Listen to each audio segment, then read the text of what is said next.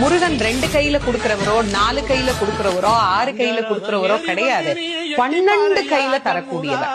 கேட்டவருக்கு கேட்ட வரங்களை அல்ல, நினைத்தவருக்கு நினைத்த வரத்தை விட அதீதமான நலன்களை வாரி வாரி வழங்கக்கூடியவர்.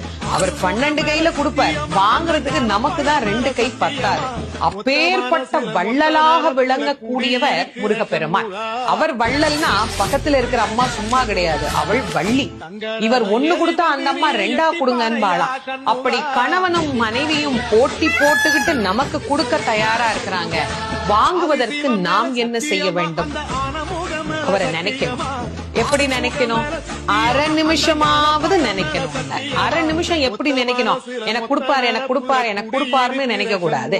முருகப்பெருமானை உள்ளம் உருகி, அந்த உள்ளம் உருகுகிற போதே நமக்கு அப்படியே கண்களில் இருந்து ஆனந்த கண்ணீர் அப்படியே பெருகும். அந்த கண்ணீர்